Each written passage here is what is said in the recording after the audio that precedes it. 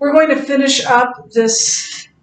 We're going to finish up this lecture on Christ's arrest, betrayal, and arrest. His arrest, his trial, and his betrayal. Remember, the book kind of puts this into a 4-act play. It doesn't make a whole lot of sense to me, but his betrayal and his arrest, which we've already talked about, are Act 1. The trial of Christ was Act 2. We already talked about that. Act 3 is Peter's denial of Christ. That's what we're going to talk about right now. And then beginning tonight, actually, but tomorrow, you'll start talking about the trial of Christ. That's in the next chapter. So please note that you are to do the Chapter 33 student work for homework tonight. You should have some time at the end of the hour to begin working on that. So I'm going to just real quickly go through what we've already talked about since it was clear last semester. What? Mine does. Yeah, make sure you're doing this. Okay.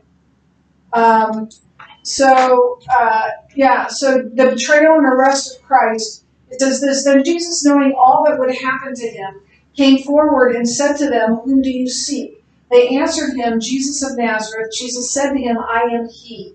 Judas, who betrayed him, was standing with them. When Jesus said to them, I am he, they drew back and fell on the ground. So Jesus knew what was happening. He was in the garden waiting for them, knowing he would be arrested. He did not resist arrest. He knew that this is what would have to happen. And they brought this huge amount, at least 200 soldiers, to arrest Christ. And he gives himself up, right? And when they tell them, we're looking for Jesus of Nazareth, he says, I am he. He clearly states who he is. Everybody fell down. And that was so powerful. So they didn't capture him, he captured them. He gave himself up. Then Simon Peter, having a sword, drew it and struck the high priest's servant and cut off his right ear. The servant's name was Malchus. So Jesus said to Peter, Peter, put away your sword into its sheath. Shall I not drink the cup the Father has given me? So this is an example of Jesus protecting his disciples. He protected Peter. Peter should have been arrested and probably killed for what he did. But Jesus, in healing Malchus and making that right, probably saved Peter's life. And then when it was time for him to be arrested, he says to the people arresting him, look, you want me, take me, let these men go. They have nothing to do with this. And so he protected all his other disciples as well. And then we talked about Annas, how Annas was the father-in-law of the high priest, but he formerly had been the high priest. And he was the real power broker in Jerusalem at this time. Even though he had no actual position, he was far more powerful than Caiaphas, the actual high priest. Caiaphas was Annas' son-in-law, so Caiaphas was married to Annas' daughter. We looked at these pictures and said that Annas was the head of all religious affairs in Jerusalem. He had no official position, probably hated Jesus because of lost business.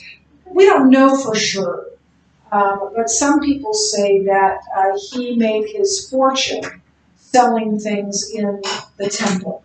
And when Jesus cleansed the temple, he lost business, and that's why he was angry at Jesus. We can't know that for sure. I've not ever read that in a.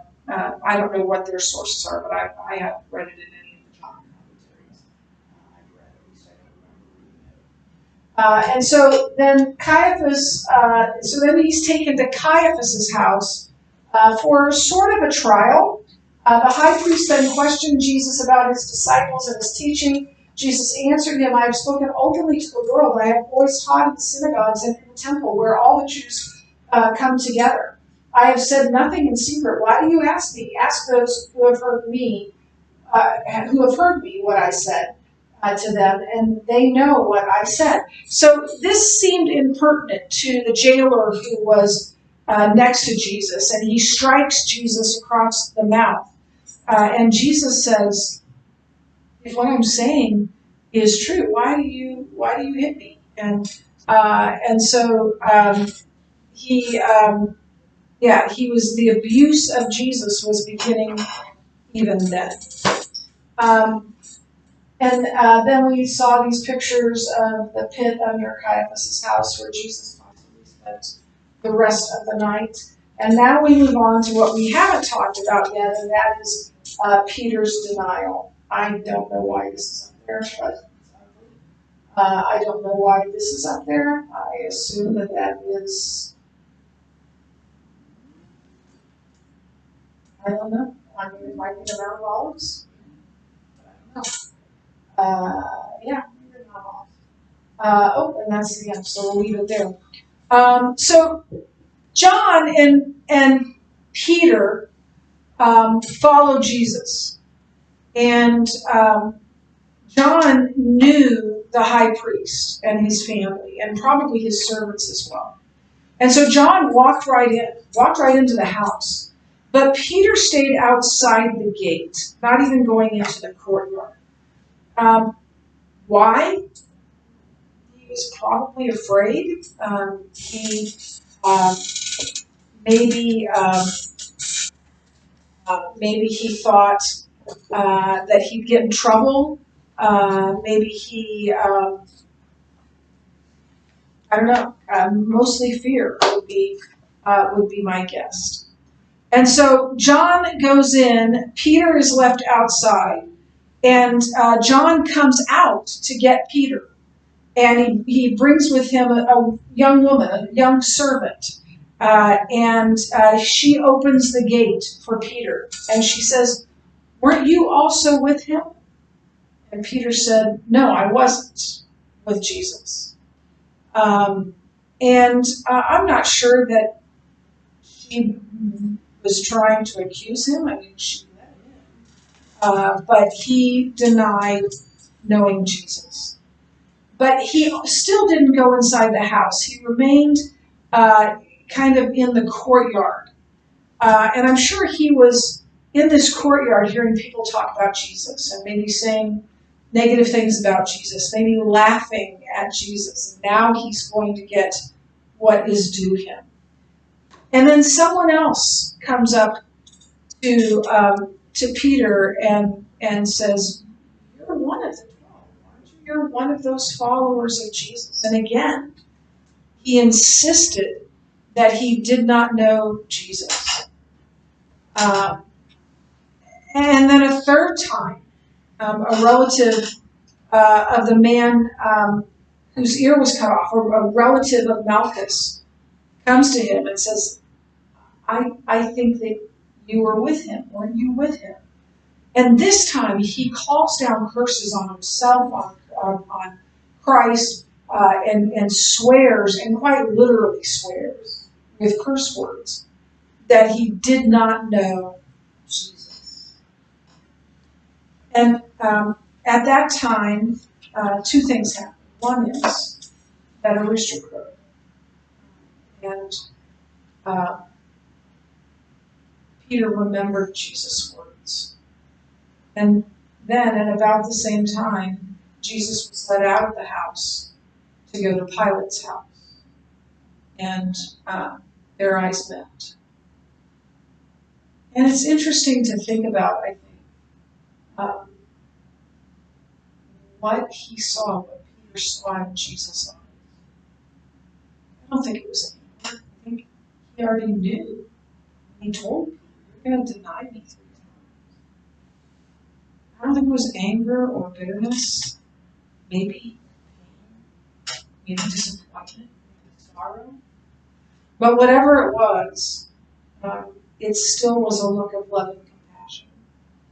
And whatever it was, it caused Peter to break down and to flee into the night, sobbing.